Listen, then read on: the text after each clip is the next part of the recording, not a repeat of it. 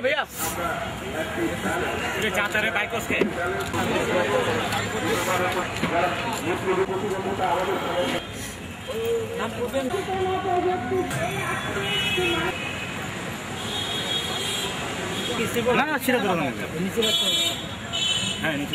বাংলাদেশের একজন নাগরিক হিসেবে আমার প্রত্যাশা যেই দলগুলো আমাদের দেশকে নেতৃত্ব দিচ্ছে তারা যদি সরকারের সাথে হরতাল বিরোধী গণহত্যা বলে এবং যদি বিরোধী দলে নেই তাহলে হরতালের পক্ষে কথা বলে। আমরা চাই সাধারণ মানুষ হিসেবে দেশের অর্থনৈতিক উন্নয়নের জন্য এবং সুস্থ পরিবেশ বজায় রাখার জন্য হরতাল কোনো সময় আমাদের কাছে কাম্য না। যে দলের সরকার গঠন করুক, কিন্তু আইন অনুসারে সেই দেশ চলবে এবং সেই মোতাবেক হবে, কারণ গায়ের জোরে হরতাল করা যাবে না।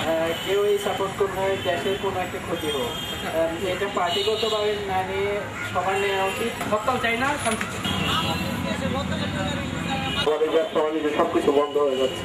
এই কারণে আমরা বিরোধী দল নেত্রী খালেদা জিয়ার কাছে অনুরোধ করছি আপনারা হরতাল করবেন না। 30 তারিখ আমার পরীক্ষা, তো 30 তারিখ পরীক্ষাটা হবে না, সেটা আমার ফাইনাল পরীক্ষা।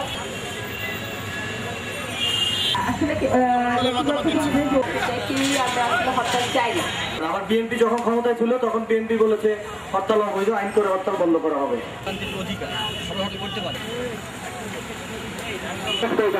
আপনার বড় সচেতন নাগরিক হিসেবে আপনি যে হরতালকে প্রত্যাখ্যান করছেন তার উপলক্ষে প্রকাশ করে যান কেন?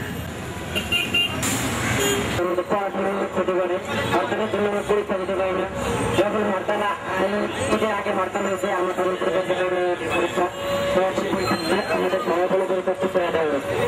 আমাদের ক্ষেত্রে অফিসে আদালত করতে অসুবিধা হয়, হ্যাঁ ছেলে মেয়েদের ক্ষেত্রে হয়, পরীক্ষা না তখন কিন্তু হরতাল কেন হচ্ছে, কিভাবে হচ্ছে, তার মধ্যে সংসদ আছে, কোটি কোটি টাকা খরচ করে সংসদ ভবন তৈরি করা হয়েছে। কি জন্য?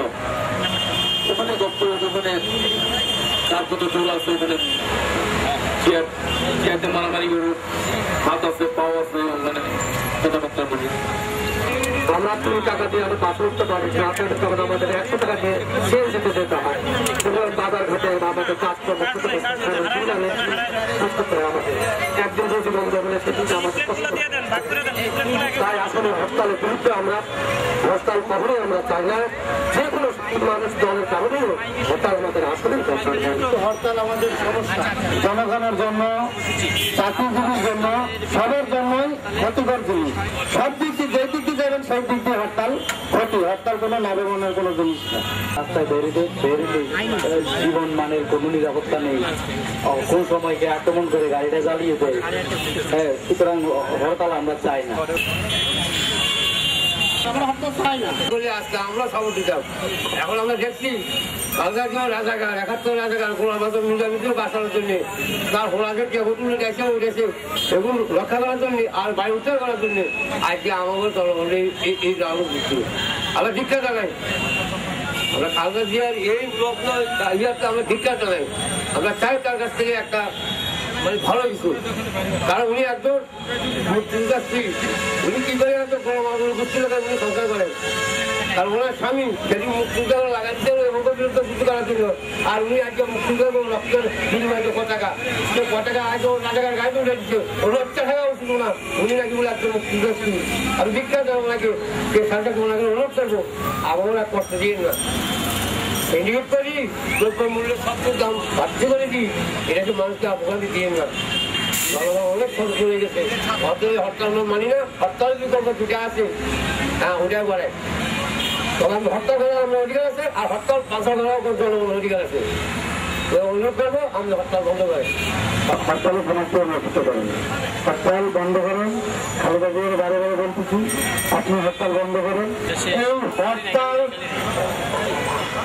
কেন দিচ্ছেন আপনারা? এই হরতাল তো ম্যাডাম খালেদা জিয়ার ব্যক্তিগত হরতাল, তার ব্যক্তির স্বার্থের জন্য। এটা কি বিএনপি দলের স্বার্থের জন্য না, ওনার বাড়ি ব্যক্তির স্বার্থে উনি এই হরতাল দিতেছে। এই হরতালে গত দিনে যে গাড়ি ঘোড়া জ্বালাইছে এটা কার গাড়ি ঘোড়া? আপনার বাবার। এই গাড়ি ঘোড়া এই দেশের, এই জনগণের সম্পদ। আপনি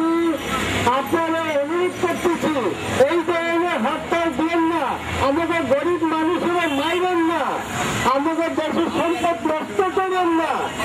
আপনারা তো দেশ স্বাধীন করেননি, স্বাধীনতার যুদ্ধ করেননি। আমার মতো লোক স্বাধীনতা যুদ্ধ করছে, আমি জানি